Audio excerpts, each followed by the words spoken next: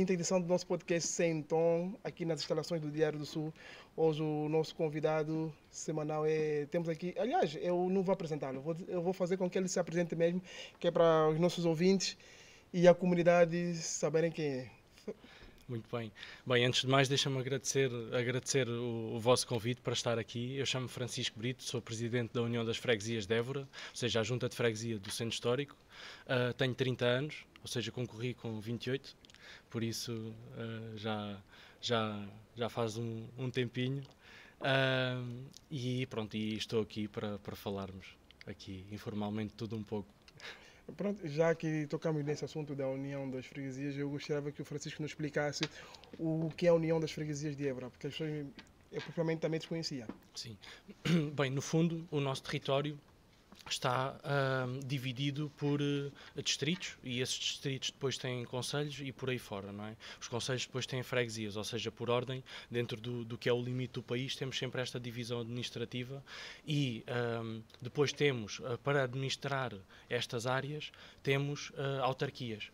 E, por exemplo, no caso do concelho, temos uma Câmara Municipal, ou seja, a Câmara Municipal que organiza e que administra todo o concelho, mas depois dentro desse concelho temos as freguesias.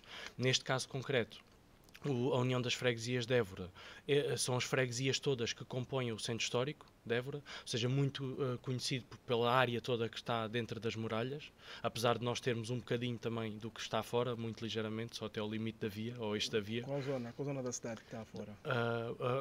À volta do Centro Histórico. À volta do Centro Histórico. Ou seja, até ao eixo da via temos essa área. Quer dizer que, no fundo, a nível de gestão, nós praticamente não temos gestão de espaço público.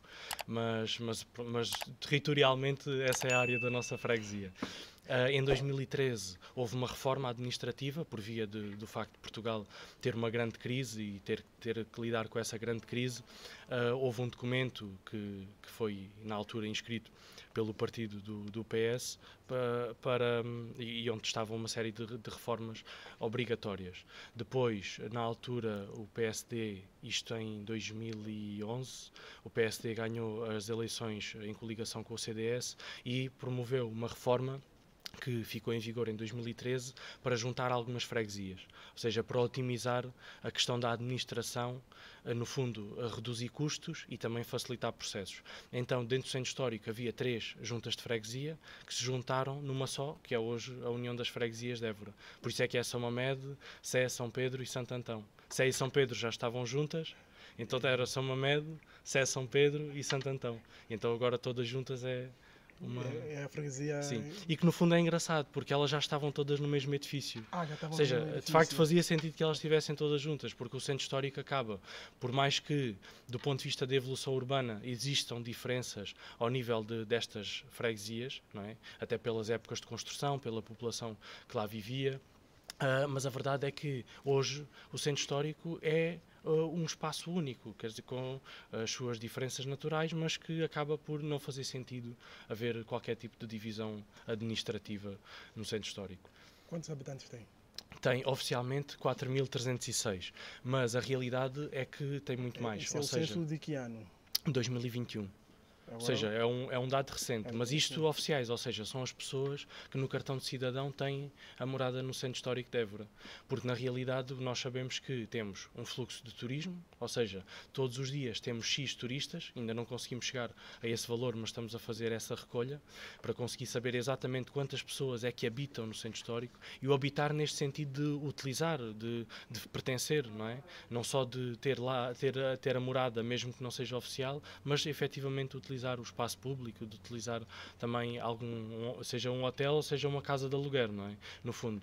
E temos esse turismo, temos os estudantes da universidade, porque estarem cá temporariamente... Conta para o censo? Não conta para os censos, porque as moradas oficiais são no sítio de origem. E no caso, desculpa lhe cortar, no caso de um estudante imigrante? No estudante imigrante depende se atualizou a morada ou não. Ou seja, se a morada, porque no caso concreto, se for, por exemplo, às vezes há estágios de 2, 3 meses, eu acredito que nem sequer cheguem a ter morada oficial em Portugal. E então isso nunca conta. Ou seja, no fundo tem que estar recenseado. Ou seja, tem que poder votar. Então é a morada que tu tens no recenseamento eleitoral, ou seja, que te permite votar, é que conta depois para este cálculo. Ou seja, se tu não estiveres recenseado, por exemplo, se estás cá só durante muito pouco tempo, acabas e se não fizeres esse processo, que é um processo burocrático e chato e muito complexo, acabas por nunca entrar nestas contas. E aquilo que acontece no centro histórico hoje em dia é que, para além das pessoas que efetivamente estão recenseadas, temos o turismo, temos as pessoas, os estudantes da universidade, por exemplo, um estudante do Algarve ou das Caldas da Rainha ou do Porto, vem para cá e pode estar cá 3 anos ou 5 anos, se for licenciatura ou mestrado, o que for, mas nunca chega a mudar a morada para cá. Ou seja, conta sempre como habitante do sítio de origem. Portanto, nós sabemos que temos um fluxo de pessoas muito maior do que aquele que realmente, do que os 4.300 habitantes. E para além disso temos a questão dos imigrantes, porque sentimos de facto um aumento muito grande da imigração. São pessoas que, muitas dessas pessoas estão em processo de legalização, naturalmente que ainda não têm morada oficial e não estão recenseados. Alguns tratarão desse processo e ficarão recenseados, outros não, porque podem estar de passagem e podem estar de passagem dentro do nosso país ou mesmo para fora. E o processo é difícil? O processo é assim, nós não gerimos esse processo, não é? Porque esse processo é com o CEF e com os registros, mas aquilo que nós sabemos é que é de facto um processo difícil. Por nós passa uma pequena parte, que é a parte de nós atestarmos que as pessoas efetivamente vivem no centro histórico, mesmo que não tenham a morada oficial no centro histórico. Francisco, quais são os serviços que podemos encontrar na freguesia, né? Sim. A Junta de Freguesia trata da parte administrativa que diz respeito a esta questão dos atestados de residência, a emissão de licenças, por exemplo, dos cães, dos gatos, o registro, ou seja, pertence tudo às juntas de freguesia, independentemente da dimensão das freguesias, porque depois também podemos falar disso, as diferenças que existem entre freguesias de pequena dimensão e freguesias de grande dimensão. Nós tratamos dessa parte administrativa, declarações, o processo de recenseamento eleitoral, ou seja, quando existem eleições também, sejam elas autárquicas, europeias, legislativas, também a questão dos cadernos eleitorais. Neste caso concreto, a União das Freguesias de Évora, como as freguesias urbanas, têm também um contrato interadministrativo com o município de Évora, o que quer dizer que fazemos a gestão dos refeitórios escolares das escolas de primeiro ciclo e de pré-primária públicas que existam na freguesia. No nosso caso concreto, a única é a Escola Básica de São Mamed. É que São Mamed, se não estou em erro. Tens os serviços académicos da universidade, logo abaixo. Logo abaixo, sim. Já estou a ver. É o mesmo piso de baixo. Porque às vezes eu confundo São Mamed com Santa Clara. Sim, Santa Clara é segundo e terceiro ciclo, portanto já não abrange. Então nós fazemos a gestão do refeitório, ou seja, fazemos a contratação dos fornecedores e abastecemos o refeitório, mantemos sempre que é preciso alguma coisa, alguma reparação, nós é que tratamos. E esta alimentação que é fornecida, os estudantes consomem a custo zero ou têm que pagar por uma senha? Há 3 escalões. As pessoas que têm possibilidades pagam o valor que está na lei, que é 1,46€ por cada refeição. Depois, as pessoas que têm algumas dificuldades, mas que ainda têm algum tipo de rendimentos, porque isso depois está tudo muito tabelado, não é? Ou seja, as pessoas que estão no escalão intermédio pagam só metade do valor e as pessoas que não têm mesmo possibilidades económicas não pagam. E esse valor é pago pelo Orçamento de Estado à Câmara Municipal, que por sua vez nos paga a nós esse valor. Claro que é assim, estamos a falar num quadro de inflação muito grande em termos dos produtos, dos bens alimentares, como infelizmente já é do conhecimento Sim. global e toda a gente sente, e nós também temos sentido isso, ou seja, os custos estão a aumentar muito e esse valor não é alterado por lei e faz com que nós também não o consigamos alterar. E neste momento já é um valor muito desproporcional face àquilo que realmente custa uma refeição. Faz todo sentido. E agora, como falou da Câmara, ia lhe perguntar que a manutenção e conservação dos espaços públicos do centro histórico é responsabilidade da Junta de Freguesia? Ou nós da fazemos, Câmara Municipal? Geralmente a maior parte das coisas são da Câmara Municipal. O que é que nós fazemos? Desde 2015, ou seja, No primeiro mandato da União das Freguesias de Évora, ou seja, o mandato entre 2013 e 2017, em 2015 foi assinado o primeiro protocolo de colaboração entre a Câmara Municipal e a União das Freguesias de Évora, em que foram passadas responsabilidades na manutenção do mobiliário urbano, nas pequenas reparações da Escola de São Mamede e na manutenção dos pátios da Escola de São Mamede. Então, o que é que isto quer dizer? Desde 2015, a Junta de Freguesia tem a responsabilidade de manter os bancos que nós encontramos na rua, fora os do jardim público, mas aqueles que encontramos, por exemplo, junto ao Templo Romano, no Jardim de Ana, pronto, esses bancos, a Junta de Freguesia tem essa responsabilidade. Aquilo que depois nós detectámos quando entramos em 2021 é que a Junta de Freguesia nunca tinha feito uma intervenção nesse tipo de bancos, ou seja, desde 2015 a 2021 era a Câmara Municipal que continuava a assegurar essas intervenções. Então o que nós fizemos foi, pronto, e detectámos logo uma situação, até havia um banco partido, a maior parte deles estão muito degradados, então nós começámos logo a comprar equipamento para conseguirmos atuar, para conseguirmos fazer essa manutenção e temos vindo a fazer. A questão é que também só temos um operacional, uma pessoa para trabalhar para o centro histórico todo. Só porque não há condições para contratar mais? Não há condições neste momento para contratar mais e para garantir que nós conseguimos depois manter essa pessoa a longo prazo. Ou seja, se nós abrirmos um concurso nesse aspecto, para contratar uma pessoa, nós depois é um concurso sem termo, ou seja, é um contrato sem termo, a pessoa fica para sempre, no fundo. Como é que é feito? Vocês como freguesia de centro histórico, vocês é que contratam diretamente ou têm que passar por um processo de concurso público através da Câmara? Tem que passar por um processo de concurso público, mas somos nós que lançamos diretamente, ou seja, nisso somos um órgão distinto, ou seja, é um órgão autárquico diferente da Câmara, portanto nós temos esses processos são autónomos nossos. E então só que é um concurso público e aí a questão é, hoje, por exemplo, pode-nos fazer sentido e nós podemos até conseguir, com algum custo, despender a verba para conseguir pagar a mais uma pessoa, a questão é que nós não sabemos para o ano isso ainda se mantém, porque como estamos a falar de um contrato de delegação de competências, o acordo para o ano pode não ser válido, ou seja, nós não sabemos, não é? Porque uma coisa são as nossas intenções, outra coisa é que isto é um acordo mútuo, não é? Ou seja, a Câmara Municipal tem que ter essa intenção. E depois, em relação a isso também, por exemplo, nós nunca negociámos esse acordo, não é que não tínhamos intenção de o fazer porque temos e até queremos ficar com mais competências, mas a verdade é que temos insistido para com o município para negociarem connosco e a verdade é que eles ainda não promoveram essa negociação. O acordo que nós temos em vigor agora foi assinado, o último protocolo foi assinado em 2021 antes de nós termos as eleições autárquicas. O que quer dizer que nós nunca assinámos nenhum acordo. Ou seja, todo esse processo, todas essas coisas que vocês vêm fazendo até agora é do mandato?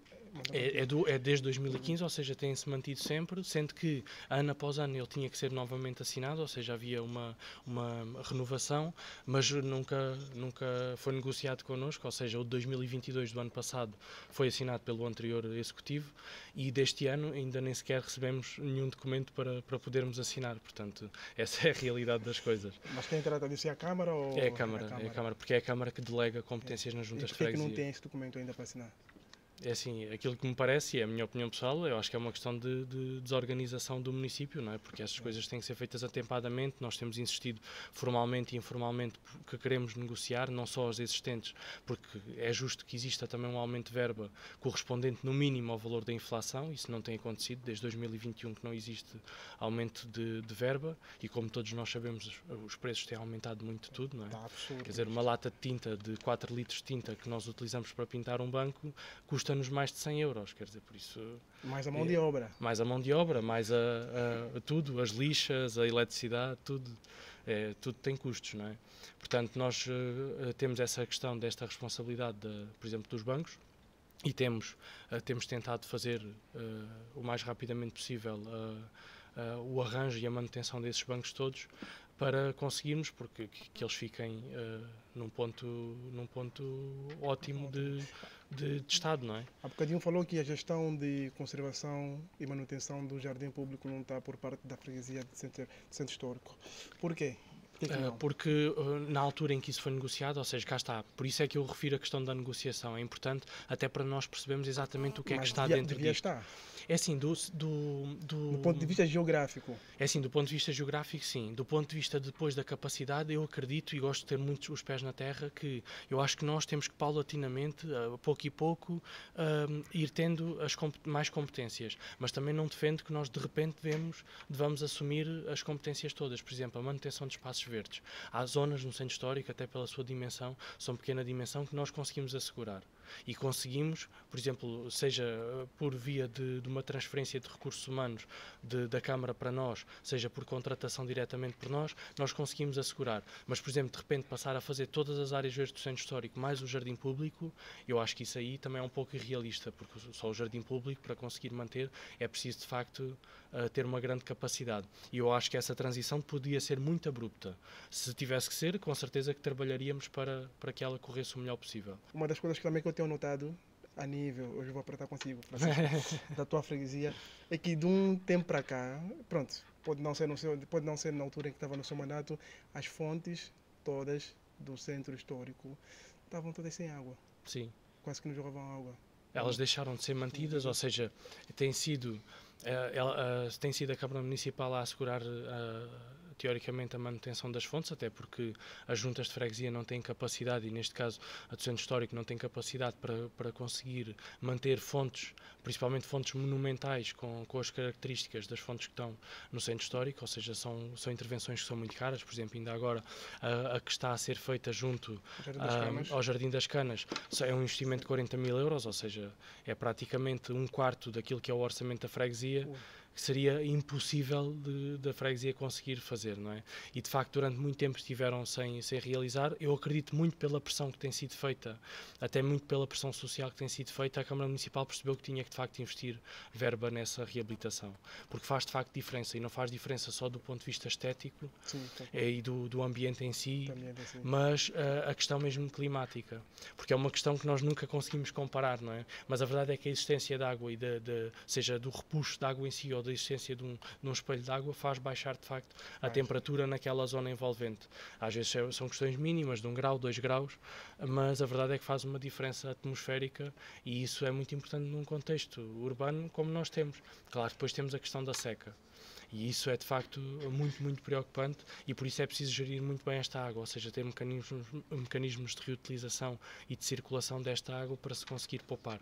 Apesar de haver depois evaporação, como é normal, e há sempre algum gasto de água.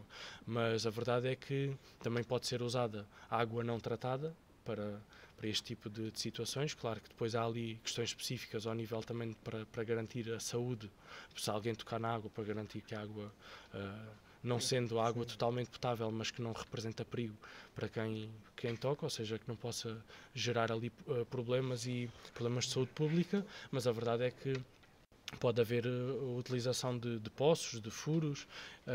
Nesse sentido, é uma escolha boa, que deve ser acertada. Évora foi eleita a capital da cultura europeia de 2027. Qual impacto terá isto na cidade e na região? Eu acredito que tem muito impacto logo à partida pela visibilidade que a cidade tem em termos internacionais. Ou seja, se Évora já era um ponto turístico muito interessante e muito apelativo, agora ainda é mais, porque sendo capital europeia da cultura acaba por ficar presente noutros mercados em que não estava antes. Nós vemos... Quais são esses mercados? Principalmente no mercado europeu. Ou seja, em tudo o que são feiras da especialidade, acaba por ter alguma presença. Acaba por ter divulgação, a divulgação prevista no próprio programa de candidatura, e para o qual existem recursos, não é? E nós sabemos que essa divulgação custa dinheiro, portanto, não havendo esses recursos, não pode existir. E havendo esta candidatura e sendo ganha, existem esses recursos, portanto, passa a existir também mais comunicação, ou seja, a Évora consegue chegar a mais pessoas e despertar também mais interesse. Isso já despertava por ser património da humanidade, então agora ainda é mais uma valência. Agora, claro que depois temos o reverso da medalha, não é? Ou seja, temos o impacto direto na cidade, e que na economia à partida será ótimo, não é? Ou seja, haver mais pessoas e mais turismo na cidade é muito importante, porque isso ajuda a nossa economia, e nós sabemos que a economia portuguesa é muito assente no turismo. Infelizmente. E a nossa também. É assim, eu não digo, eu não gosto de dizer muito infelizmente, porque eu acho que faz parte também. Não deve ser só. Ou seja, não deve ser totalmente do turismo. Não é? Ou seja, nós devíamos também ter muita indústria, deveríamos estar capacitados. Mas o turismo também é importante. Sim, eu concordo com isso, quando digo infelizmente, porque aliás, nós tivemos agora esse exemplo recentemente com a pandemia, o que é que houve? E infelizmente, pronto, como as pessoas dizem, tivemos coisas boas e coisas mais, mas nós devemos esquecer o facto que praticamente o país rebentou por causa disto. E houve muita gente que foi para o desemprego. Muita gente mesmo. Mas quando eu digo muita gente, dizem que a maior parte das pessoas que tiveram desemprego ficaram todas no turismo. E o Algarve, aliás, foi um exemplo disso. Sim, isso é verdade, porque o turismo acaba por ter muito esse problema. Ou seja, quando existe uma oscilação, acaba por haver depois um impacto direto naquilo que é o emprego ou o desemprego, neste caso concreto. E isso, de facto, é muito complicado. Sabemos que também não conseguimos prever estas questões, como existiu a pandemia, nem era previsível, tanto que em 2019 nós tivemos um ano excelente em termos de turismo e era previsível que 2020 fosse sempre a crescer e por aí fora, e nós nunca pensamos que uma coisa destas pode acontecer, e felizmente tem acontecido praticamente 100 em 100 anos, não é? Uma situação assim pandémica desta dimensão, e esperemos que não aconteça tão depressa, e era ótimo que não voltasse a acontecer. Mas a verdade é que, não acontecendo uma situação destas, o turismo acaba por ser também uma vertente importante, não é? Porque acabamos por estar também a mostrar a nossa cultura a outras pessoas, a poder receber outras culturas, e com isso também, através do turismo, às vezes também conseguimos novos habitantes. Há pessoas que vêm visitar Portugal e depois decidem escolher Portugal para viver. E isso também... sou uma dessas pessoas. Exato. E isso é muito importante, porque acabamos por ganhar também muito com isso. Ou seja, ganhamos muito culturalmente, porque acabamos por ter esta participação e este contágio, não é? Que é ótimo. E isso, de facto, poderíamos não ter se não houvesse tanto turismo. Agora, a capital europeia da cultura pode ter depois também algum impacto negativo naquilo que é, por exemplo, a oferta de habitação, porque havendo mais interesse turístico, existem mais hotéis a precisar de se instalar, existem mais alojamentos locais, e eu acho que eles fazem parte da nossa economia e são importantes, mas tem que ser tudo equilibrado, não é? E achas, o que é que, vou falar mais cara no nosso contexto, na nossa realidade, Évora em si, né? Vou falar do Alentejo, mas falar Évora. Acho que o que é que a Câmara deve-se fazer que é para suprir essas dificuldades todas? A nível da oferta de alojamento e de habitação. Eu acredito que neste caso concreto... dentro do centro histórico, sim, que é a freguesia de Évora. Onde há mais procura. Sim. Onde há mais procura. Eu acredito que aqui o município tem um papel central. Primeiro porque é quem representa, de facto, o concelho e os municípios, ou seja, é quem representa a cidade toda, e isso faz com que o município tenha que tomar as rédeas da gestão desse problema, porque se não for o município, quer dizer, não é o governo que o vem fazer, porque o governo tem que olhar para o país todo, não é? Portanto, e as juntas de freguesias são extremamente limitadas em termos de poder e em termos de possibilidade de intervir, até mesmo em termos legais, portanto, a maior parte das possibilidades está do lado do município. É o município que pode identificar, por exemplo, as casas, e agora fala-se muito na questão do arrendamento coercivo, e que foi uma das propostas do governo recentemente, mas a verdade é que já existia, agora recentemente falou-se muito porque o governo quer promover um arrendamento obrigatório para que as pessoas que têm casas vazias sejam obrigadas a alugar essas casas. Vou só pedir para repetir mais uma vez, que é para os ouvintes já perceberem. Arrendamento coercivo. O que é que isso é? É uma espécie de arrendamento obrigatório. Ou seja, imagina, tu tens uma casa, só que tens essa casa fechada. Por algum motivo, tens essa casa fechada, decidiste que não ias vender, nem ias alugar, ou porque estás à espera de um dia ir viver para lá e estás a tentar que a tua vida reúne essas condições, o que for. Neste momento, o Estado, aquilo que, através de uma lei que tem sido discutida muito recentemente, que está a ser discutida ainda no momento, ainda não está em aplicação, quer definir que os municípios, se detectarem essas situações, devem promover o arrendamento obrigatório dessas casas. Mesmo que tu não concordes em alugar a tua casa, deves ser obrigado a alugar a tua casa, para que ela entre no mercado. A verdade é que já existia uma lei que permitia que o município tivesse algum poder de detectar essas situações e pudesse negociar com os proprietários, que me parece mais correto. Ou seja, eu acho que as pessoas não devem ser obrigadas. E a questão é que, se nós formos, por exemplo, ao plano de urbanização de Évora, nós percebemos que o município tem essas ferramentas. O município pode chegar ao pé das pessoas, dos proprietários, até porque o município consegue identificar esses proprietários e consegue dizer: vocês têm aqui esta casa, perceber que situação, porque é que a casa não está no mercado, e até pode ser o próprio município a alugar a casa às pessoas, a assumir esse contrato, a responsabilizar-se, porque muitas vezes o que os senhorios sentem é que o mercado de arrendamento pode ser muito ingrato, ou seja, pode dar algum benefício, algum rendimento, mas depois também há pessoas que deixam de pagar a renda e as pessoas ficam, depois em termos legais, ficam muito limitadas de conseguir reaver esse dinheiro, estragam as casas e depois existe um valor muito grande em reparações, e há proprietários que têm medo disso e por isso é que não colocam as casas no mercado. E aqui o município poderia assumir esse papel, como por exemplo o município de Braga o faz, arrenda casas em contratos de longa duração a pessoas. Sim, já ouvi falar sobre isso. E depois realuga a pessoas com preços reduzidos. Ou seja, quem aluga as casas ao município não está a pagar o valor de mercado, ou seja, isto já existe no fundo. Ou seja, o município aluga a casa aos senhorios e depois realuga aos inquilinos.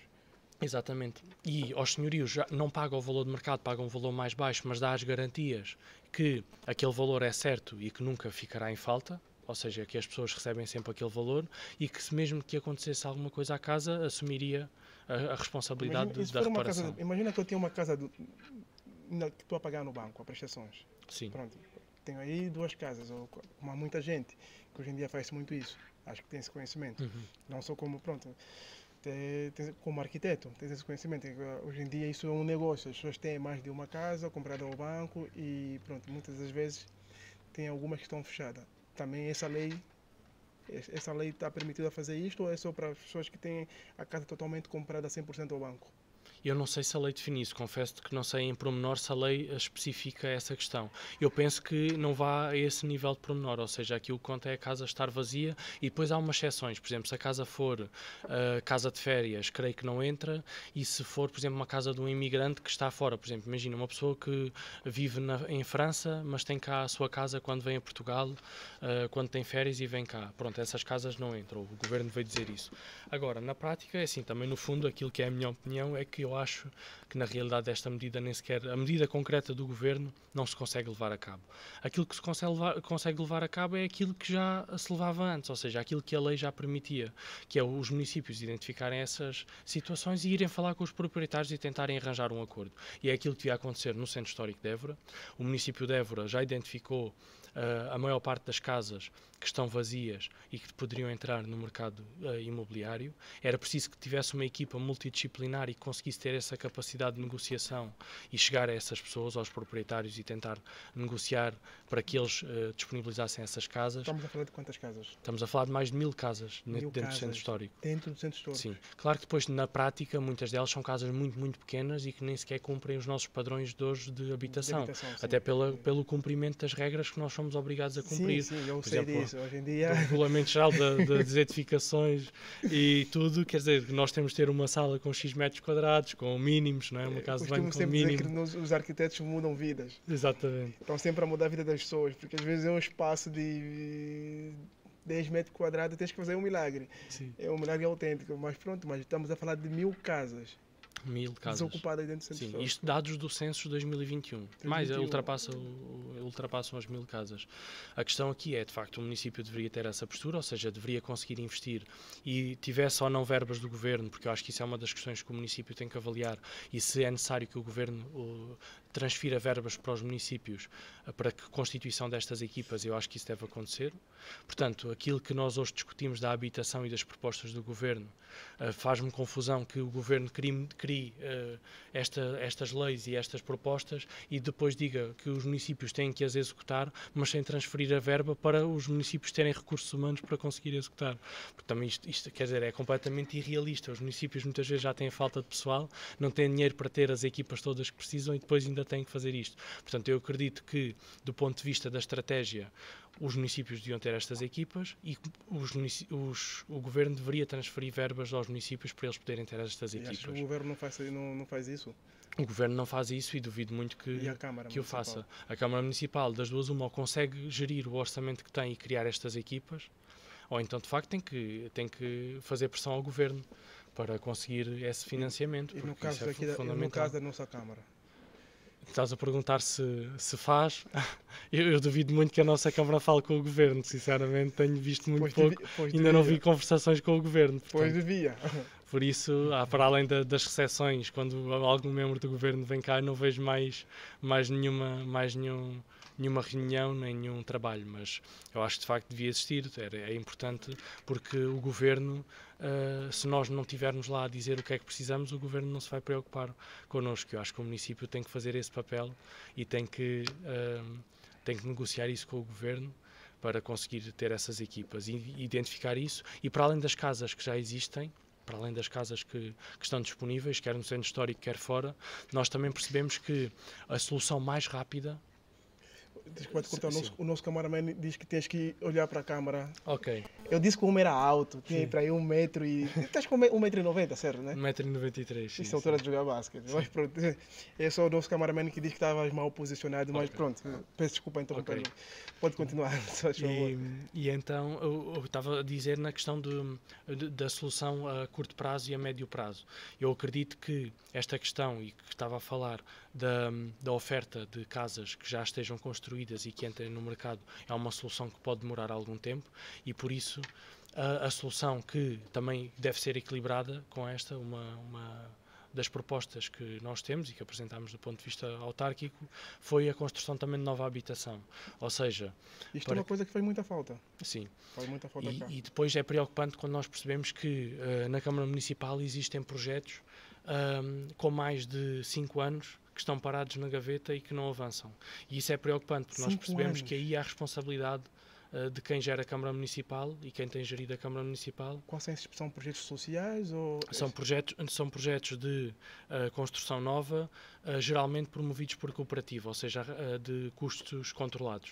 Ou seja, não estamos a falar de habitação de luxo, estamos a falar de habitação que toca principalmente a classe média e a classe média baixa.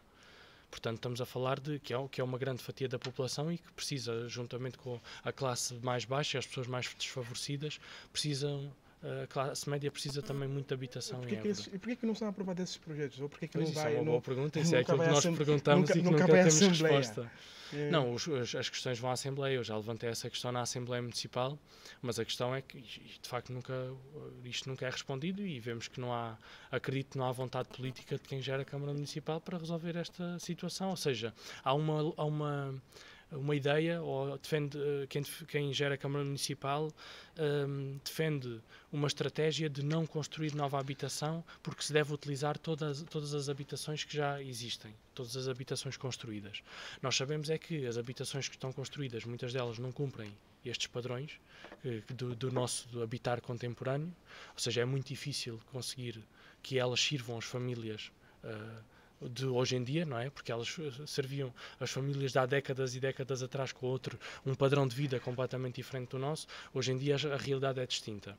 E para além disso, nós sabemos que é de facto difícil pô-las no mercado. Portanto, mesmo o trabalho desta equipa que eu estava a referir há pouco é um trabalho muito difícil. Por isso é que a equipa deve ser multidisciplinar, deve ter pessoas de várias vertentes, deve ter arquitetos, deve ter sociólogos, deve ter, eventualmente até, não sei até que ponto é que não deverá ter alguém da área da psicologia até para gerir situações que possam ser mais difíceis. Deve ter um gestor, alguém que perceba realmente a parte também mais empresarial e mais dos negócios e que perceba o lado do proprietário, não é? Porque aquilo também que nós temos ouvido das pessoas que têm contactado com a Câmara Municipal, principalmente na área da habitação, é que a Câmara Municipal tem muito pouca sensibilidade para lidar com o privado. E lidar com o privado não é só lidar com as empresas, mas é lidar com os proprietários, com os évorenses no seu global. tem muita dificuldade, e há muitas pessoas, e há pessoas no centro histórico e fregueses meus que eu vou fazendo visitas regulares de situações que me são identificadas, e as pessoas pedem que eu vá à casa das pessoas perceber qual é a situação em que as pessoas vivem, e eu vou com muito agrado, até porque inicialmente as pessoas que pediam para reunir comigo na junta de freguesia, eu pedi para ir à casa das pessoas para perceber, quando as pessoas me estão a falar de um problema, de uma infiltração, numa cobertura, é preciso ver no sítio, não é? As condições que as pessoas têm, ou a falta de condições.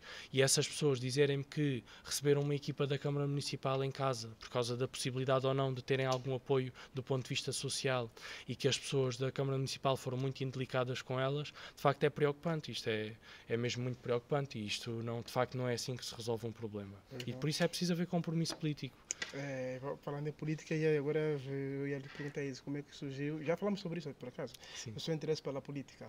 Sim, eu sempre tive muito interesse pela política em si, não é? Ou seja, eu sempre gostei muito de política, dos assuntos, daquilo que mexe com a nossa vida, porque eu acho que a política está na nossa vida, não é? Eu acho que tudo é política, tudo é um pouco política, e as pessoas associam muito, ou misturam muitas vezes a política e os partidos políticos, e que estão obviamente interligados naturalmente, mas que a verdade é que a política é uma coisa e os partidos políticos é uma organização de pessoas que fazem política, não é? Portanto, a política está de facto nas nossas vidas e está em tudo, e as pessoas não se podem dissociar disso, porque de facto faz parte. E eu, para além disso, para além de ter essa consciência, sempre me interessei muito por essas questões que, pronto, por tudo no fundo, a resolução dos problemas que nós vamos sentindo. E em 2021 recebi um convite, primeiro para reunir com o Henrique Sinsim. Henrique, está feito convite. Para vir aqui, eu acho bem. Está feito convite. Tem que vir cá. O Henrique Sinsim fez-me um convite para reunir, para perceber qual é que era a minha visão. Sabia que eu era arquiteto, sabia que eu era interessado, até porque conhecemos-nos numa visita ao bairro da Malagueira, sabia que eu me interessava pelo bairro da Malagueira e pelo desenvolvimento da cidade, e então pediu para reunir comigo, e eu reuni de bom agrado, e depois dessa reunião tivemos mais reuniões em que fomos falando sobre a cidade, ideias para a cidade. Falei muito sobre o centro histórico, do projeto que eu defendia para o centro histórico. Eu vi a tua tese de mestrado, foi muito interessante.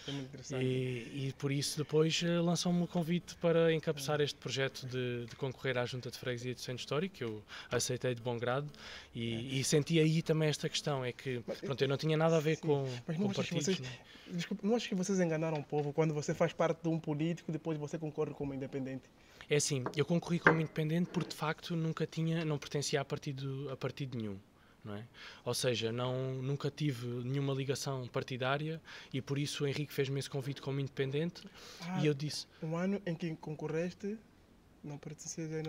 Não pertencia. Só depois aqui? Só depois, sim. Depois ele lançou-me também esse convite para pertencer, ou seja, eu logo ao início disse ao Henrique que acreditava muito em projetos específicos, e acreditava muito neste projeto do Henrique, e continuo naturalmente a acreditar, e agora ainda mais, ainda conhecendo melhor, tanto por isso é que decidi militar no PSD. Tenho reparado que ele é uma pessoa muito ativa na cidade. Sim. E tem uma visão muito jovem, isso é muito interessante. Aliás, já tivemos aqui alguns convidados que também já falaram muito bem sobre ele. Sim. E estamos curiosos de trazê-lo cá no nosso podcast. Vamos lá ver se é desta. Se faz favor, Henrique, se é desta. Eu tenho a certeza que ele virá, tenho a certeza que sim. E então o Henrique lançou-me o convite, eu concorri como independente, bem, no fundo fui tentando perceber também um bocadinho o que era mais, já conhecia naturalmente os partidos, tinha as minhas ideias, sempre tentei ter a mente muito aberta para avaliar tudo de uma forma muito neutra, mas sempre tive a minha tendência política, não pertencendo ao partido, e concorri como independente pela coligação PSD-CDS, MPT e PPM, que foram nossos parceiros de coligação, apesar de não ter pessoas nas listas, só o PSD e o CDS é que têm pessoas nas listas, e pronto, identifiquei-me totalmente com o projeto, e com este projeto que o PSD tem construído para Évora, que me parece mesmo muito interessante e mesmo muito importante que seja implementado, e por isso decidi que faria todo o sentido fazer parte, e este sentido cívico de realmente fazer mais pela nossa cidade, e pertencer a uma organização muito e de forma muito contrária àquilo que as pessoas muitas vezes dizem dos partidos, é uma organização que me permite ter a total liberdade. Ou seja, as pessoas dizem, mas vais para um partido político e depois os partidos limitam-te e depois tens que fazer o que eles dizem para fazer. Olha, até hoje nunca ninguém me disse o que é que eu tinha que fazer, portanto tenho feito e implementado o projeto que nós tínhamos para implementar e por isso tenho recebido uma grande ajuda, sempre que preciso de alguma ajuda, ajudam-me imenso. Nunca me obrigaram a nada. Tenho sentido muita liberdade. Acha que o vosso projeto político como PSD é diferente dos outros projetos de outros partidos? Eu acredito que sim, acredito que é muito diferente. Por quê? E acredito que é muito política diferente. É tudo igual. Há muita gente que defende que a política é tudo igual. A verdade é que a política é muito política diferente. E políticos. Exatamente. É política e os políticos de facto não são todos iguais, nem a política é toda igual, nem os partidos são todos iguais e depois dentro dos partidos também há muitas realidades e eu acho que nós devemos ser muito pés na terra e muito transparentes nestas questões. O que eu acho é que o PSD, e principalmente aqui ao nível local, para que também os nossos ouvintes consigam perceber quais é que são as diferenças que eu sinto a nível local, é que o PSD acaba por ser verdadeiramente uma lufada de ar fresco. O PSD é um partido que já existe desde o 25 de Abril e é um partido que tem muitos anos, mas a verdade... É esquerda ou direita? É centro-direita. Nem para lá nem para cá. É assim, há pessoas que associam muito à direita. O PSD, quando foi formado como PPD, era um centro, era muito afirmado ao centro e caminhava dentro da social-democracia a caminhar muito para o centro-esquerda, mas em Portugal acabou por não acontecer aquilo que aconteceu na Europa, a social-democracia acabava por ser um bocadinho centro-esquerda e mesmo na Europa também acabou por tender muito dentro do centro-direita. Ou seja, há aqui uma maior liberdade para aquilo que é a expressão das empresas, em relação àquilo que a esquerda defende. A esquerda defende que deve ser tudo muito o Estado a fazer tudo. Nós defendemos que as empresas devem ter a sua participação na sociedade. O que a direita defende? E nisso a direita defende muito isso. Ou seja, é que vocês estão no centro, então não dá para perceber se vocês estão em que lado, se é para a esquerda ou para a direita. Estamos no equilíbrio, no fundo estamos no equilíbrio. Ou seja, aquilo que eu vejo no PSD é que há um equilíbrio, ou seja, não somos fundamentalistas que o Estado deve ser deve ser assente totalmente em empresas e devemos ter um sistema totalmente liberal em termos de economia. Percebemos que o Estado deve existir, devem haver apoios sociais e o Estado deve fazer parte e tem que ter o seu papel, mas a economia também precisa de empresas, ou seja, estamos a falar de um equilíbrio, por isso é que acaba por ser centro e neste aspecto centro-direita, porque tem esta abertura também para o papel das empresas na sociedade e que nós vemos hoje em dia, a maior parte da nossa economia só existe por existirem empresas. Se não existissem empresas, quer dizer, praticamente não haveria empresa, ou o empregador seria o Estado com todos os problemas que isso tem, até mesmo a nível de democracia. E achas que esse modelo funciona? Eu acredito que a social-democracia funciona, até pelos exemplos que nós vemos em termos europeus. Nós vemos vários exemplos. As principais economias europeias funcionam com sistemas sociais-democratas ou sistemas semi-liberais. E eu digo semi-liberais porque alguns são partidos liberais, mas na realidade não deixam de também ter algum papel do Estado, ou seja, não são totalmente liberais. Existe Estado e existe papel do Estado. Por exemplo, vemos a Suíça, quer dizer, a Suíça é uma das principais economias europeias e vemos que tem vivido há 100 anos em social-democracia e dentro de princípios de semi-liberalismo, eu gosto de referir desta forma. Agora, o projeto aqui para Évora, do PSD, apesar do PSD ser um partido já com a sua antiguidade, o projeto que o Henrique Sinsim conseguiu inscrever para a Évora é um projeto com muita juventude, e muita juventude não só por o Henrique não deixa de ser uma pessoa jovem e com uma mentalidade muito jovem, mas porque conseguiu juntar várias pessoas jovens em torno de si, várias pessoas independentes, ou seja, pessoas que não estavam ligados ao partido, a nenhum partido e que quiseram fazer parte, como eu, deste projeto autárquico, e principalmente pelas ideias que defendemos para a cidade e pela diferença que fazemos, porque aquilo que nós vemos é, no fundo, o que é que tem sido a nossa história da nossa democracia. Essencialmente, a maior parte destes anos todos e destas décadas, Évora foi governada pelo PCP, pela CDU, não é? Pelo comunismo, com um atraso enorme naquilo que é o desenvolvimento da cidade, a capacitação de atrair pessoas. Estamos constantemente a perder pessoas e não conseguimos contrariar isto e contrariar esta tendência do interior do país. Não conseguem atrair empresas. E depois tivemos 12 anos de PS em que afundaram completamente as contas da Câmara Municipal para fazer meia dúzia de coisas que ainda por cima são difíceis de gerir hoje em dia, afundaram completamente as contas e deixaram-nos uma dívida enorme. E aí é que eu sinto que de facto há uma diferença enorme, porque há projetos que nós podemos dizer, mas todos defendemos o pavilhão multiusos, por exemplo, é um projeto concreto. Achas que o PSD não é capaz de fazer a mesma coisa que faz o PS? Não, eu acho que é totalmente diferente, até porque o PSD tem mostrado, até em termos nacionais, que no fundo tem aparecido para corrigir as trapalhadas todas de gestão do PS. Temos o caso do Moedas, lá em Lisboa. Por exemplo, aquele escândalo sobre o palco. Mas a questão do palco, atenção que o palco já vinha a ser negociado desde o mandato anterior. Sim, mas o documento estava na mesa do homem. Também o documento, sim. Estava na mesa do homem. Ele viu aquilo, tinha liberdade de ou reavaliar a proposta ou avançar, mas ela avançou. E a questão é, nós falamos também do valor do palco e eu também concordo que um palco, principalmente com aquelas características arquitetónicas, não deve custar tanto dinheiro, nem sequer faz sentido porque depois a sua reutilização é difícil, ou seja, deve ser pensado sempre um projeto estruturante e que sirva depois a cidade de Lisboa a longo prazo e naturalmente mais barato. Agora também estamos a falar da Câmara de Lisboa, que tem um poder económico, não é o mesmo do que a Câmara de Évora. Sim, mas nunca se explicou se a estrutura era tipo de longo prazo, médio ou curto. Não, a estrutura era de longo prazo, ou seja, uma estrutura fixa e acho que havia uma pequena parte amovível. Também estamos a falar de um processo, depois aqui há várias questões, eu acho que nesse aspecto, em termos até de responsabilidade política, eu acho que ele acabou por estar muito bem no desfecho desta situação. Isto porquê? Isto foi um processo que foi iniciado sem ele ser Presidente da Câmara, ou seja, isto apanha o primeiro ano de mandato dele, que é um ano em que ele está a arrumar a casa, com as dificuldades todas, e depois acaba por receber este projeto quando ele tem que ser simplesmente executado, ou seja, não há praticamente tempo para refazer o projeto. Ou seja, agora até mesmo esta questão do refazer este projeto, eu acho que é correto que se reduza este custo, coloca em perigo e em risco a própria execução dele.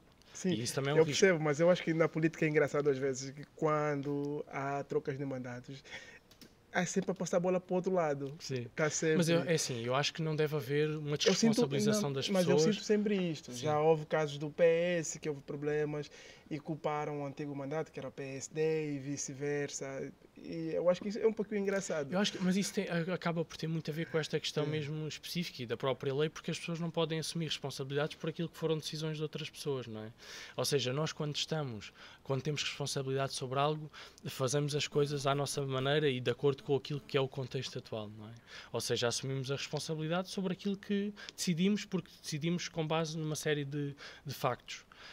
Não nos podemos responsabilizar por aquilo que estava para trás. Agora, eu acho que nem sempre é assim. Por exemplo, eu posso dar o meu exemplo específico. Eu, quando entrei, uma das primeiras coisas que disse logo é que não concordava minimamente com fazer tábua rasa daquilo que estava para trás. E tudo o que eram projetos que estavam para trás e decisões que estavam do anterior mandato, que para mim faziam sentido, elas eram para continuar. Não era por ser do anterior mandato e de uma tendência política diferente que eu iria mudar esses projetos. Desculpa, ignorância. Tábua rasa, o que é que isso quer dizer? Quer dizer um corte total, ou seja, um corte radical, terminar mesmo. Eu tive a ver aqui algumas ordens de trabalho da vossa campanha política. Vocês dizem que Évora precisa de mudar. Sim. Precisa de mudar em que aspecto? Eu acho que precisa de mudar, olha, até principalmente neste aspecto estávamos a falar e ainda a pergunta que fizeste há pouco em relação à questão da dificuldade de ter apoios da Câmara Municipal. Tem que mudar ao nível da organização, tem que mudar ao nível da resposta aos munícipes, ao nível da celeridade dos processos. Por exemplo, tu metes um processo na Câmara para reabilitar uma casa, para construir uma casa de raiz. Esses processos têm que cumprir a lei, ou seja, tem que haver respostas em tempo útil. Não se pode continuar a assistir a 1 ano, 2 anos, 3 anos para licenciar um projeto como acontece, porque isso faz com que as pessoas se afastem. Faz com que as pessoas depois não queiram investir em Évora, não queiram viver em Évora, e é por isso que Évora tem que mudar. Tem que mudar na gestão urbana. Nós vemos a cidade suja, vemos a cidade completamente desqualificada. Agora, com o aparecimento da primavera, vemos a cidade cheia de ervas e vemos uma Câmara Municipal sem conseguir dar resposta a estas questões do dia-a-dia. Estamos a falar na cidade toda ou estamos a falar só dentro da freguesia? Estamos a falar da cidade toda.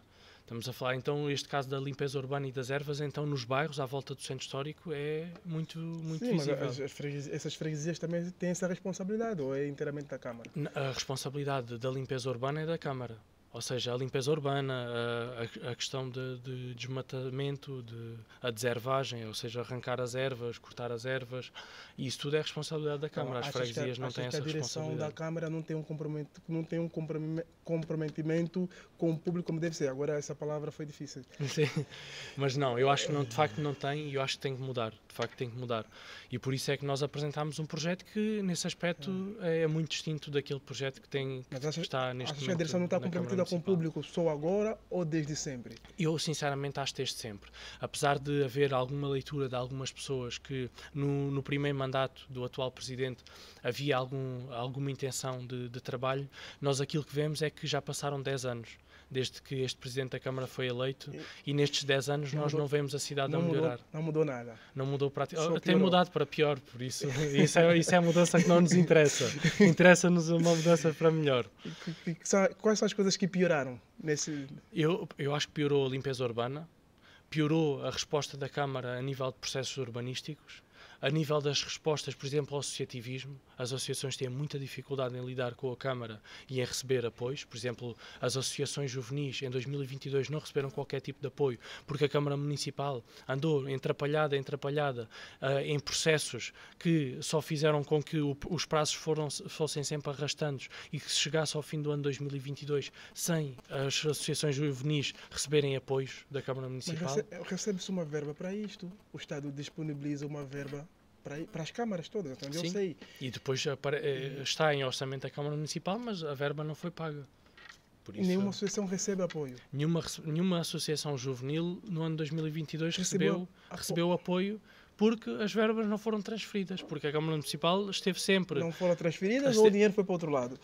É assim, daquela rúbrica, teoricamente, não foram transferidas. Agora, se ele foi para o outro lado, isso já diz respeito à gestão interna da Câmara. Eu acho que deviam, é uma opinião pessoal, né? Eu acho que deviam focar muito mais nessa questão dos jovens. Porque Évora, para além de ser uma... Não é só Évora, Portugal em si, pronto, somos um país envelhecido, como disse, né? E Évora também não está longe disso. Mas nesses últimos anos, né, 10 anos para cá, tivemos a falar sobre isso, o fluxo imigratório que tem vindo para cá, de jovens casados e não só, tem sido enorme. E se não criarem política para manter esses jovens, que é mão de obra, não só para o país, mas como para a região, eu acho que nós só saímos a perder. É a minha opinião. É verdade. E sabes que a questão da imigração e da imigração tem sido muito importante para manter postos de trabalho em Portugal, ou seja, a quantidade de pessoas que vêm, e falávamos até há pouco em off, por exemplo, as pessoas que vêm do Brasil e que nós vemos muito no atendimento, principalmente quando lidamos com serviços, quando lidamos com comércio, vemos muitas pessoas brasileiras a trabalharem em Portugal e nesses lugares que de outra forma não teriam pessoas. E existem muita falta de mão de obra. Qualificadas, muitas pessoas qualificadas. Com ensino superior, até algumas pessoas com mestrado, mas pronto. Mas que vêm e tentam começar por aí e que nos ajudam muito e que muitas vezes não têm o apoio necessário do governo, principalmente porque é quem tem responsabilidade de gerir a imigração.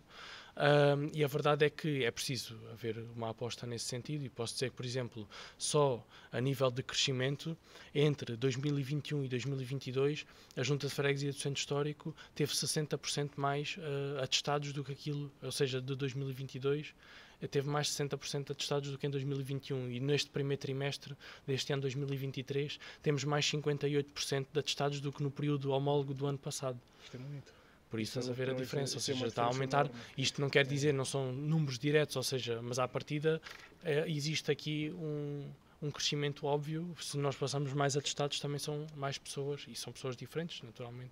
Também temos recebido, e isto quer dizer que depois algumas destas pessoas podem sair de Évora ou podem sair do país, nós não temos esses dados, não conseguimos ter acesso a essa informação, mas a verdade é que pelo menos passam por cá, e cada vez mais pessoas passam por cá. Por acaso tenho acompanhado isso, e uma das coisas que eu nunca consegui perceber, eu acho que melhor do que vai explicar, o porquê que quando uma pessoa, vamos falar do imigrante, quando vai pedir um atestado, vocês pedem sempre uma testemunha.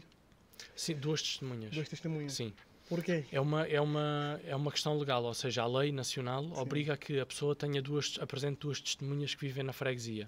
Teoricamente, o espírito da lei é que serão os vizinhos que provam e que conhecem a pessoa e sabem que a pessoa, apesar de não ter a morada naquela casa, a morada oficial, sabem que a pessoa vive ali. E então é esse o princípio da lei. Nós também concordamos que em muitos casos isso é difícil de gerir, mas a verdade é que nós, freguesias, não temos outra hipótese, porque a lei obriga-nos a que nós façamos esse pedido e somos obrigados a ter que apresentar também nesses documentos, porque depois se tivermos uma auditoria temos que... E se for o caso de alguém que não conhece ninguém, não tem como...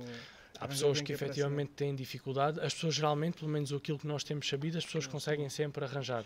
Também há algumas pessoas que ajudam nesse sentido, a nível de, por exemplo, mesmo a nível das migrações.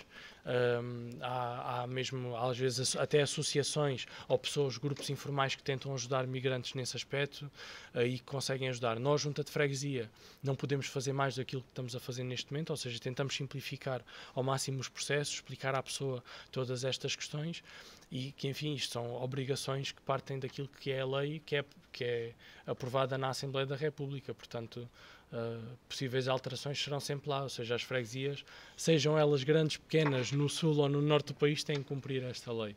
E isso é a realidade. É muito complicado.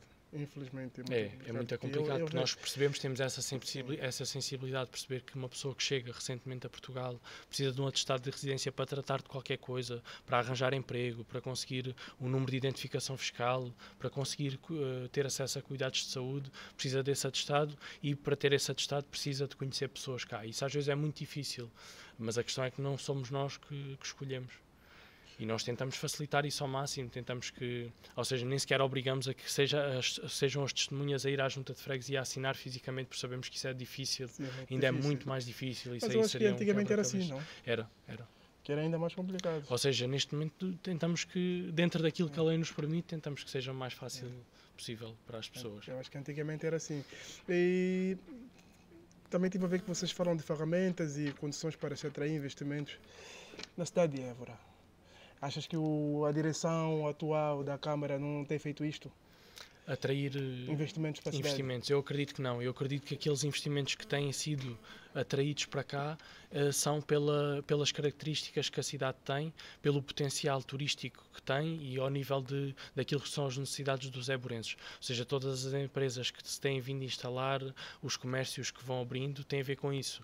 Porque aquilo que nós sabemos e aquilo que nos é reportado é que as pessoas têm encontrado na Câmara Municipal uma barreira e uma oposição a qualquer tipo de desenvolvimento. Há empresas que se tentaram instalar em Évora e que se foram embora porque nunca obtiveram uma resposta da Câmara. Há empresas que pensam em instalar-se em Évora, que pedem reunião com o Presidente da Câmara e que nunca conseguem reunir com o Presidente da Câmara. Estamos a falar de empresas nacionais? Estamos a falar de empresas nacionais e empresas multinacionais. Algumas delas no setor da aeronáutica, outras noutros setores, mas, por exemplo, o setor da aeronáutica é um setor importante. Temos cá uma, que é a Embraer. Temos a Embraer, temos a Mecacrom, temos a Aeronova, ou seja, temos algumas empresas, a própria Tyco produz também sensores para aviões, numa das partes, a outra parte são relés para automóveis, e é um setor que até pelo parque, pelo cluster aeronáutico já existe e que tem disponibilidade de lotes para mais empresas se instalarem, deveria ser promovido. Ou seja, o município, e nós defendemos a nível de PSD e CDS, na coligação Mudar com Confiança, defendemos a criação do Évora Invest. E o Évora Invest era uma agência com uma equipa para conseguir capacitar a Câmara Municipal desses recursos e de atrair empresas, ou seja, para reunir com investidores, para ir à procura deles, ir ter com eles, para os convencer a vir para Évora, para criar emprego em Évora, para conseguirmos fixar cá mais pessoas. E a Câmara Municipal atualmente não faz isto. Aliás, nós propusemos isto nas opções da Câmara Municipal, do atual mandato, que foi aceito, mas nunca foi executado. E a questão é que, de facto, assim é impossível. É impossível Évora conseguir atrair mais pessoas se não tiver empregos, se não tiver empresas. E por isso é que nós consideramos que deve haver mais ferramentas e o Évora Invest é uma das ferramentas para que isso possa acontecer. Porquê que não foi executado? Eu acredito que por opções políticas do município, ou seja, quem gera o município é o Partido Comunista, são eleitos do Partido Comunista e que tem uma visão quase anti-empresa, não é? Ou seja, eles defendem que a gestão deve ser pública, a gestão não deve passar por empresas privadas. Portanto, aquilo que nós temos visto historicamente é que tem havido uma grande oposição do Partido Comunista à maior parte das empresas. Portanto, até por via daquilo que depois acontece. Quer dizer, o Partido Comunista gosta muito de estar à porta das empresas a distribuir panfletos de incentivar a greve, de incentivar empresas a fixarem-se. Então, nesse caso, acho que a maior parte das empresas que temos aqui instalada tem com participação com a Câmara? Não, com participação no sentido lato da palavra, no sentido de a Câmara pagar ou ajudar no que quer que seja, não tem. Aquilo que já tiveram no passado não foi na gestão da CDU, foi de isenção de taxas para se fixarem. Isso existiu, mas com a CDU sabemos que isso não é uma aposta e não é um princípio de gestão, o que, enfim, faz com que seja difícil depois as empresas também às vezes fixarem, porque se não houver esse tipo de incentivos não se fixam. E sabemos que todas as empresas que se têm fixado não se fixam por existir apoio da Câmara ou por a Câmara facilitar processos. A Câmara tem dificultado esses processos, as pessoas e as empresas não têm resposta da Câmara Municipal, portanto tem sido óbvio e inequívoco que não há um apoio do município nesse aspecto. Um bocadinho tivemos a falar sobre a Malagueira e fizeste um preço sobre a Malagueira e alguma de investigação, é isso, né? A minha pergunta é a seguinte: por que a Malagueira é sempre tratada como um bairro, como é que eu posso dizer, gueto, palavra mais, pronto, vou usar a palavra mais forte, né? Dizem que acha gueto e dizem sempre que a Malagueira é um gueto. Ficou sempre muito conotada socialmente dessa forma, apesar de eu achar que isso é um erro. Isso é um grande erro, porque no projeto inicial da Malagueira haveria uma das componentes de promoção das casas, ou seja, quem fazia as casas ou quem pagou parte das casas foi o Estado. E essas casas eram para a habitação social, ou seja, para pessoas mais desfavorecidas e que tinham, algumas delas, problemas sociais mais complexos. E desde essa altura que se associou muito que a Malagueira era um bairro social. Mas a verdade é que vivem muitas pessoas na Malagueira que nem sequer foram viver para a Malagueira por via da habitação social, foram pelas cooperativas ou foram pela própria promoção privada, que as pessoas poderiam comprar lotes na Malagueira e pagar a construção da própria casa, contratar o próprio construtor e pagar essa construção. E são pessoas, quer dizer, existem todo o tipo de pessoas a viver na Malagueira.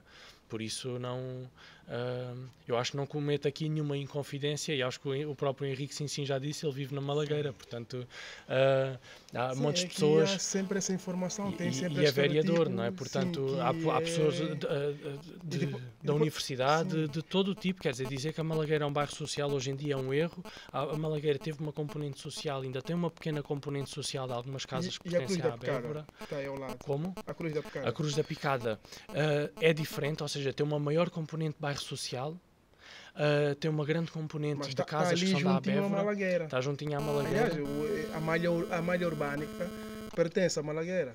A nível de freguesia, sim. Aliás, nós dois percebemos bem esse assunto. Faz parte da mesma malha urbânica. Agora, a nível de lógica de bairro, a Cruz da Picada apareceu primeiro, está naquela lógica das torres, e depois a Malagueira aparece como um projeto completamente diferente. Agora, a Cruz da Picada, por exemplo, há muita gente a viver na Cruz da Picada que até está em habitação social, habitação da Câmara Municipal, gerida pela Abévora, que é uma empresa pública que é da Câmara Municipal para gerir a habitação social. São pessoas que têm poucos recursos financeiros, mas são pessoas que não tornam o bairro nenhum gueto, não são pessoas que tenham,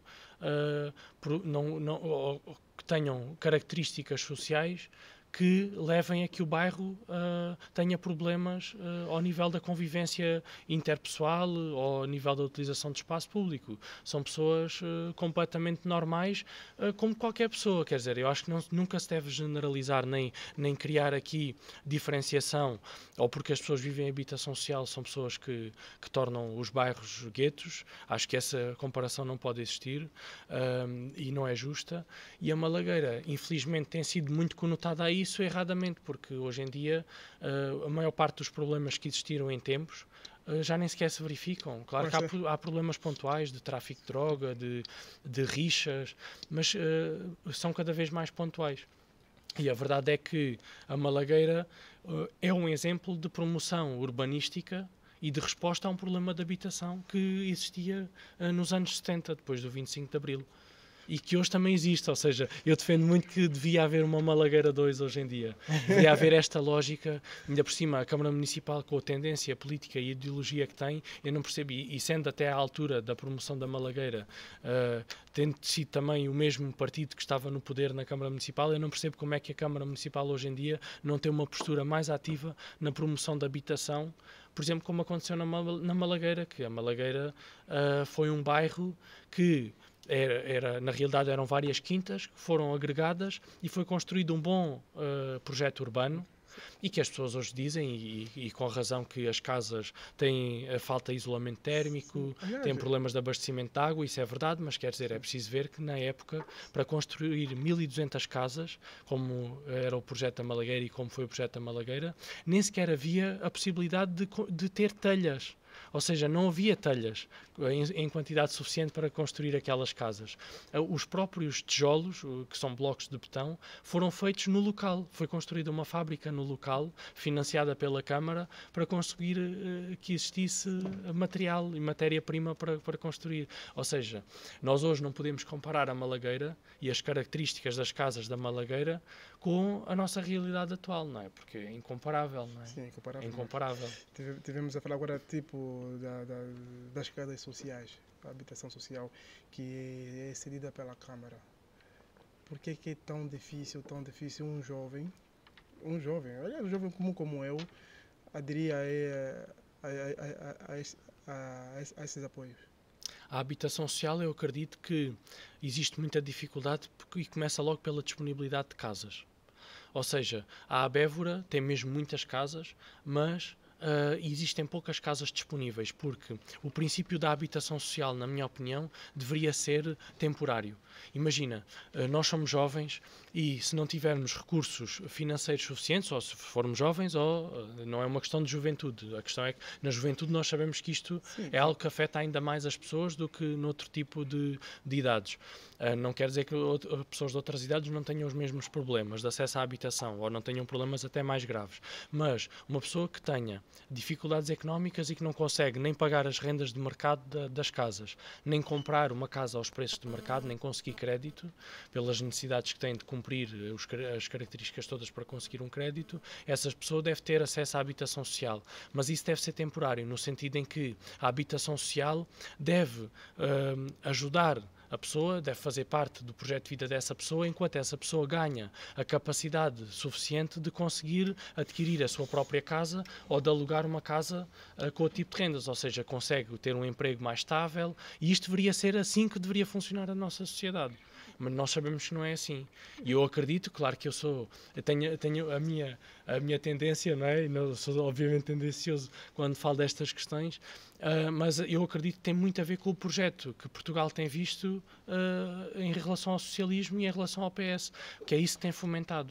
Ou seja, fomenta a habitação pública e fala de habitação pública, mas nunca permite que a habitação pública seja algo temporário na vida das pessoas. E aquilo que o PS tem defendido no nosso país e ao longo das últimas décadas que tem governado o nosso país, tem sido sempre que a habitação pública seja algo que se torna permanente na vida das pessoas, porque as pessoas nunca conseguem melhorar as suas condições de vida para nunca passar e não conseguem nunca escalar esse patamar e passar para o patamar em que têm a sua própria sustentabilidade e conseguem ter a sua casa, se assim desejarem, conseguem ser donos da sua própria vida. Eu acredito que tem muito a ver com a escolha das políticas públicas. O problema que estamos a viver de anos e anos sobre a questão da habitação é culpa do PS.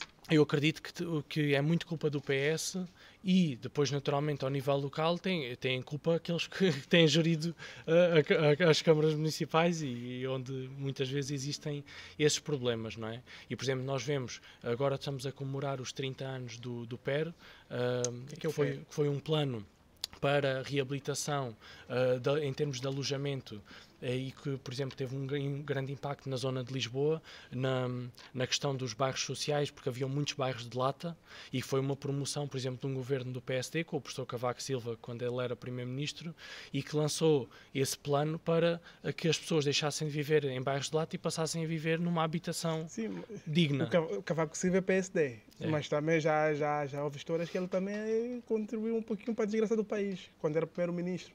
Em que aspecto é que sentes acho que foi o acordo que se fez com a União Europeia no ramo da agricultura. Por exemplo, a questão da agricultura. Dizem que foi ele que... Sim, as pessoas muitas vezes acusam o governo do Cavaco Silva na questão de se deixar de produzir. Porquê? Porque Portugal entrou na Comunidade Económica Exclusiva da União Europeia e para entrar na União Europeia teve que reduzir as cotas de plantação, por exemplo, de trigo.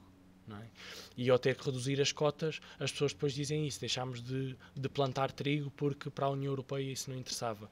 A questão é que também ganhámos por outro lado, ou seja, passámos a ter acesso a fundos europeus, como temos tido e que nós vemos grande parte do desenvolvimento do nosso país, muito ao nível de construção de equipamentos públicos, de reabilitação de equipamentos públicos, até mesmo de construção de habitação pública e agora até do PRR, nós temos acesso a isso porque estamos na Comunidade Económica Exclusiva e estamos na União Europeia. Não acha que seria melhor a gente produzir o que é nosso, de que sempre está a pedir? É assim, seria, se calhar, do ponto de vista lógico, assim, mais direto, nós facilmente chegamos a isso. Nós cá em Portugal não somos um povo muito de pedir. Sim, mas... Já reparei isso, nós não gostamos muito de pedir. Até na rua, quando as pessoas estão na rua, podes encontrar alguém que está a passar mesmo fome, nunca pede. É assim, depende, eu não concordo totalmente com isso. Eu acho que o português não tem assim tanta vergonha quanto isso pedir. Há situações de facto, e muitas vezes dizemos que quem realmente precisa não pede e tem vergonha de pedir, isso também é uma realidade. Mas a verdade é que o facto de nós termos entrado para a União Europeia também faz com que nós tenhamos outro tipo de estabilidade. E, por exemplo, nós se calhar não produzimos algumas coisas, concretamente, mas depois, do ponto de vista europeu, no balanço, nesta balança entre aquilo que nós conseguiríamos produzir para a nossa economia ou até vender para fora e aquilo que nós recebemos da União Europeia, nós neste momento temos recebido mais da União Europeia porque estas regras estão instituídas do que propriamente se tivéssemos a produzir as nossas próprias coisas. Porque depois temos aqui uma questão, e isto a economia é muito interessante porque tem que ser sempre visto à macro escala, ou seja, nós temos que ver do ponto de vista da União Europeia e do mundo em si, porque nós depois, quando começamos a ver, nós dizemos, ok, então mas nós vamos esquecer este acordo com a União Europeia e vamos ser nós a produzir o nosso próprio trigo. Vamos ser nós a produzir tudo aquilo que comemos. Nós começamos a perceber que os custos de produção muito provavelmente vão ser mais elevados e as pessoas vão ter muito mais dificuldade de aceder aos produtos, por exemplo, ao pão, às batatas, à farinha, vão ter muito mais dificuldade porque os preços vão ser mais elevados do que atualmente. E que nós temos um balanço. Há trigo produzido em Portugal, há farinha produzida em Portugal. Portanto, Portugal? No Alentejo, nós temos trigo no Alentejo. Agora, não podemos dizer atualmente que o Alentejo é o celeiro do país, como já foi. Já foi. Por acaso eu não sabia. Mas era uma monocultura, não é? Sim, depois não tínhamos outras coisas. Eu pensava que era só, estamos a virar para o vinho, uvas e azeite. Não. Aliás, houve muita transição nesse aspecto, ou seja, do trigo para a vinha, por exemplo. E também chegámos a um ponto em que se começou a dizer que nós não poderíamos jamais ter vinha, porque já tínhamos muita vinha, não poderíamos ter mais hectares de vinha. Houve uma altura em que se falou disso. Por exemplo, agora há muito cultivo de amêndoa, de noz, de frutos secos, de azeitona, percebes? Ou seja, não temos, se calhar, trigo na quantidade que tivemos noutros tempos, mas temos outro tipo de culturas. Claro que depois podemos falar sobre a questão das culturas serem mais intensivas ou menos intensivas, mas depois, no fundo, estamos sempre a falar de preço final, de produto. E quando nós dizemos, ok, então, mas Portugal devia produzir mais, eu também acho que Portugal devia produzir mais. Eu acho que nós devíamos ser mais sustentáveis nesse aspecto. Mas temos que conseguir produzir mais, mas conseguir que as pessoas tenham acesso às coisas sem também estar a pagar mais. Porque não é justo se nós passamos a produzir todo o trigo que consumimos e as pessoas, de repente, em vez de 2 euros por um pão, e que já é um custo enorme, passarem a pagar 4, Quer dizer, isso é insustentável. E às tantas depois as pessoas vão dizer, mas porquê é que nós estamos a produzir se devemos comprar lá fora o trigo que é mais barato para nós e não deixamos de ter empregos, não deixamos de cultivar coisas. Sim, mas não cultivamos trigo, cultivamos outras coisas. Mas é isso que está a acontecer agora com o pão, porque nós estamos a importar o trigo, o pão está cada vez mais caro. É a mesma coisa. E foi um pico que nós tivemos por causa da guerra que existe neste momento na Ucrânia. Eu acho Não que é uma situação sim, que seja expectável e que possa ser aceitável, não é? Porque se o mundo funcionasse normalmente, e a Ucrânia é um dos principais produtores de trigo e de cereais, e que onde nós também compramos, não é? Se isso funcionasse normalmente, os preços seriam baixos à mesma, não é? Sim, mas eu Aliás, acho o preço das matérias-primas está a baixar. Está a baixar. Nós no supermercado não estamos a pagar menos pelas coisas e esperemos que tenhamos o reflexo nos próximos meses, mas o custo das matérias-primas está a baixar novamente. Mas eu acho que isso é tudo fruto de um capitalismo, porque hoje em dia as pessoas culpam a guerra na Ucrânia, mas já houve tempos que culpavam o preço do barril de petróleo. Que é para E tudo subir o tem preço das impacto, não é? coisas. E tudo tem impacto, mas Não, isso já é a minha opinião pessoal, é a visão das coisas. Muitas vezes não faz sentido. Estou a me dirigir agora como cidadão para um político. Tá? Não faz sentido às vezes, porque eu acho que na política, vou dizer, vocês os políticos têm sempre uma desculpa para tudo. Tá? Não, eu acho que não é uma questão de haver desculpas. Eu acho que tem que haver motivos para as coisas. As pessoas associam muito à questão das desculpas. Já se está a desculpar. Não, é assim. As pessoas, se não ouvirem nenhuma explicação, também vão dizer, mas não explicou nada. Sim, se explicamos é por gato, tem uma desculpa. Isso, sim, porque houve um ano que as assim. coisas estavam caro, nem havia guerra. Era o preço do barril de petróleo. Pois. Pronto, aceitou-se. Isso passou, agora temos a guerra na Ucrânia. Não, depois não, minto, antes da guerra da Ucrânia tivemos a pandemia. Depois da pandemia veio a guerra da Ucrânia. Mesmo assim a pandemia não teve um impacto muito direto na economia, ou seja, mesmo assim não teve o impacto que se esperava que tivesse, ou seja, os preços não aumentaram tão brutalmente na pandemia como foi esperado até ao início. Agora, por exemplo, posso-te falar do exemplo inverso, que é, não tendo o modelo capitalista, ou seja, não tendo o modelo de economia que nós temos, tendo o modelo oposto, não é? Ou seja, outra hipótese que já foi testada, por exemplo, a questão do próprio modelo comunista e que foi testada, por exemplo, na União Soviética e na Rússia. O que é que aconteceu? O Estado é que definia tudo. E muitas vezes era o Estado que produzia as próprias coisas, não é? Ou seja, não havia capitalismo, não havia especulação, não havia nada, não é? E o que é que acontecia? As pessoas que não produziam pelo Estado deixavam de produzir, as pessoas que produziam para o Estado faziam greves porque não tinham as condições necessárias de vida que deveriam ter, e no fundo aquilo que nós vimos é que o modelo não funcionou e que acabou por ruir, não é? Porque nós sabemos que a União Soviética terminou e que ruiu, e a economia, as pessoas estavam na miséria, e estavam mesmo na miséria. Sim, Ou seja, entre os dois, por mais que qualquer sistema podem ser apontados críticas, e eu acho que qualquer sistema tem pontos bons e pontos maus, e os pontos maus devem ser melhorados. Agora, aquilo que eu tenho visto e que eu sinto é que entre um e outro, sem dúvida, o sistema capitalista funciona melhor e é mais justo para as pessoas do que o sistema comunista e o sistema centralista do Estado. Por mais que possa parecer fácil e que seja até muito popular e até populista dizer que não devia haver especulação e não devia haver, os preços não deviam aumentar, claro que nem pode haver especulação como tem existido, não é? Porque existem leis, nós temos leis, ou seja, o mercado é minimamente regulado. Não podemos dizer que nós temos um sistema puramente capitalista, porque há a regulação de mercado. O mercado não é totalmente livre. E isso acontece. A questão é que depois é um bocadinho um jogo da oferta e da procura, e que no meio disto eu acredito que deve haver também um Estado que deve tentar colmatar as dificuldades das pessoas que depois não conseguem aceder a ele, não é? Ou seja, não conseguem ter o dinheiro suficiente para conseguir comprar os produtos, os bens alimentares que precisam, que não conseguem ter o acesso à habitação, e por isso não devem ficar sozinhas, e o Estado deve apoiar. Agora, o Estado deve ter uma metodologia, principalmente de capacitação das pessoas, de ensinar as pessoas como é que as pessoas conseguem ter, como é que as pessoas conseguem ter uma vida melhor, como é que as pessoas conseguem gerir o seu dinheiro para conseguir gerar mais dinheiro, não é? Porque muitas vezes dizes dinheiro gera dinheiro, não é? Mas as pessoas têm que começar a tê-lo, que isso é logo o primeiro ponto. E sim, aí há pessoas que precisam da ajuda do Estado para começar a ter, para sair da pobreza. E a partir daí conseguir, por elas próprias, com o seu trabalho, conseguir gerar os seus rendimentos e a sua riqueza pessoal. Isso só, na minha opinião, isso só é possível quando o Estado tiver mais ou menos um bom senso na questão dos impostos.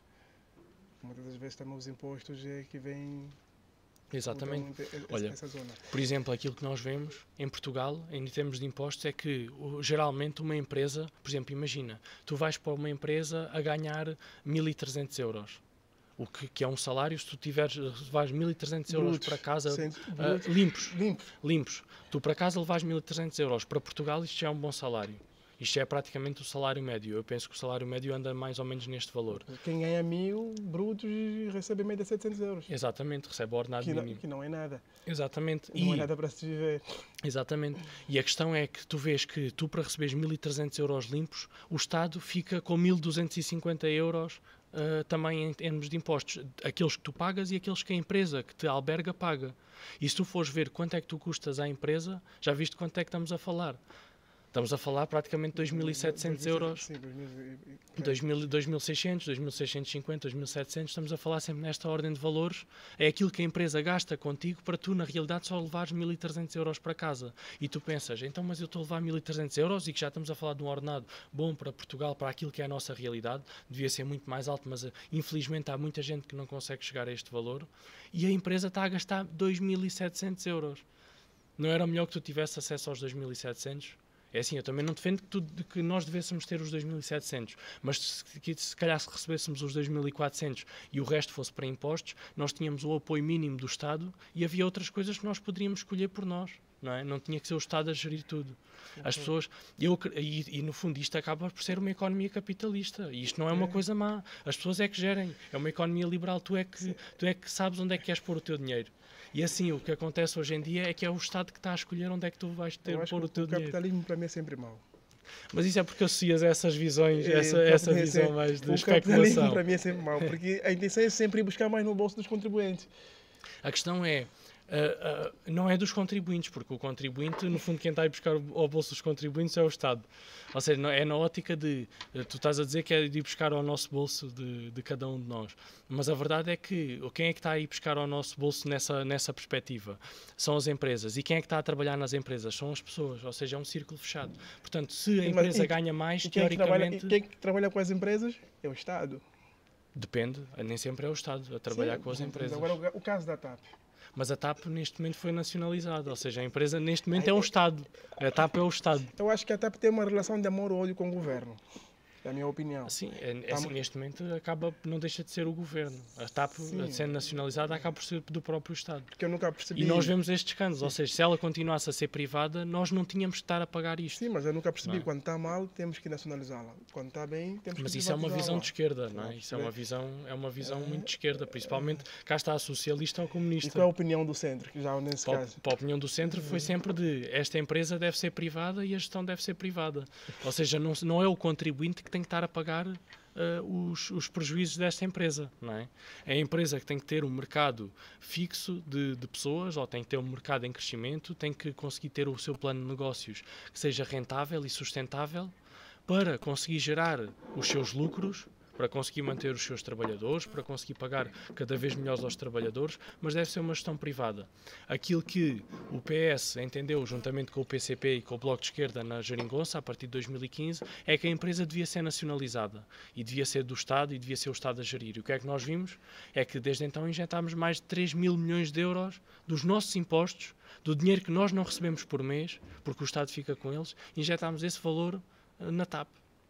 E para a TAP continuar a ter prejuízo. Só este ano é que finalmente apresentou o lucro. Eu acho que não é só a TAP é só um dos casos. Há mais empresas a fazerem isso. Olha, Francisco, está interessante a nossa conversa, mas vamos ter que terminar, infelizmente. Mas antes disso, vou lhe fazer mais duas perguntas. Sim. Que são perguntas mais pessoal. Eu queria que você nos dissesse aqui o que é o turismo landscape e o projeto Resistência.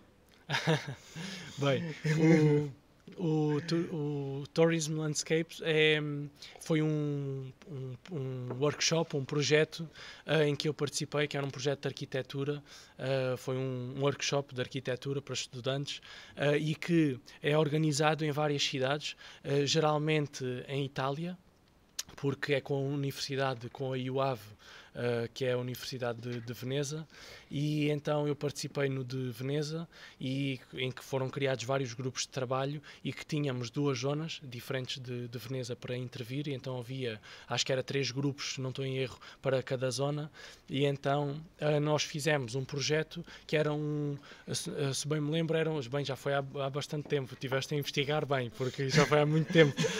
Nós fizemos um centro de acolhimento ao visitante em Veneza, porque é um sítio que tem muita pressão turística, e então no nosso sítio, que era Dorso Douro, se não estou em erro, nós fizemos um centro de acolhimento em que havia zonas também expositivas, e o meu grupo até ganhou o primeiro lugar porque fizemos uma espécie de concurso e até tivemos a sorte de ficar em primeiro lugar.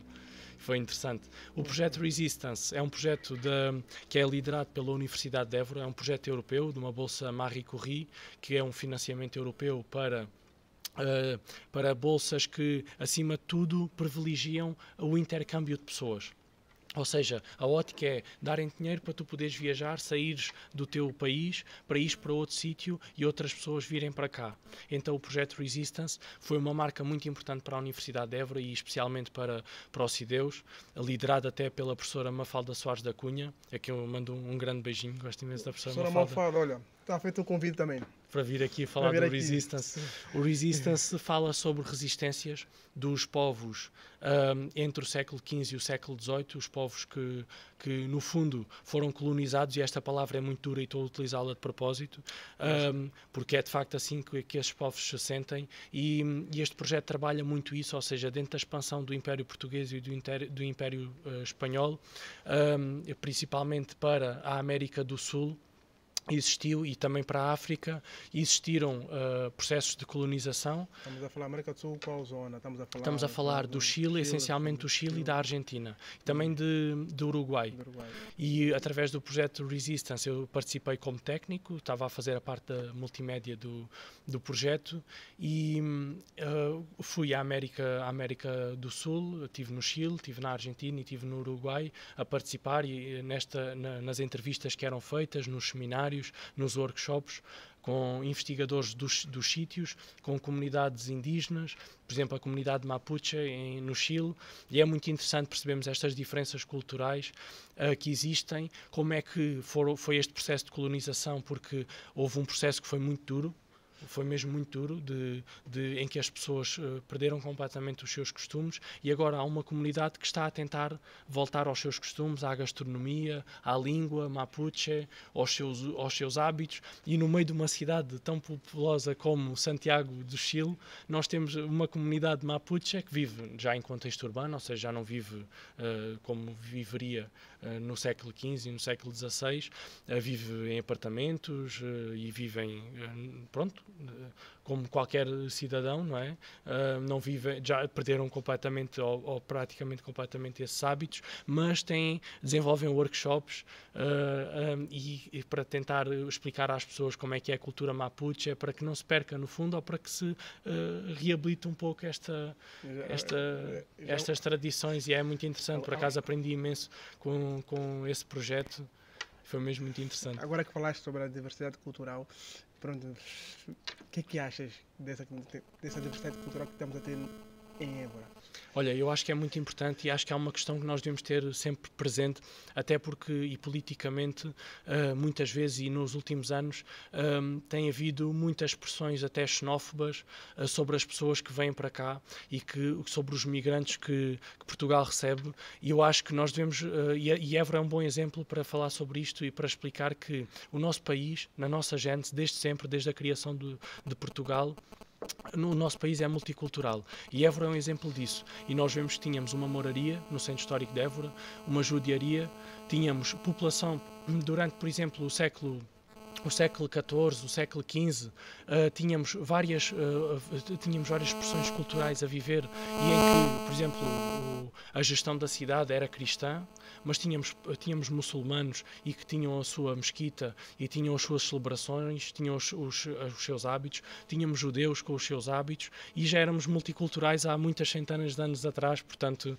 eu acho que nós devemos sempre pensar nisto, porque nós hoje somos uma cidade multicultural, mas já o éramos antes, e essas expressões de facto devem cá estar, devem pertencer, estas pessoas devem ser acolhidas e acima de tudo devem ser respeitadas, porque nos ajudam muito também a construir a sociedade que nós somos hoje em dia. Francisco, obrigado. Muito obrigado, eu também. Estamos a terminar mais uma edição do nosso podcast com Francisco Brito. Muito obrigado aos nossos ouvintes. Partilhem o vídeo, põem like nesse Mambo Maning Nice. E é só para dizer mais uma coisa. Queria agradecer também aqui ao Paulo Pissarra, que é o diretor do Diário do Sul, pela cedência do espaço, por acreditar no projeto.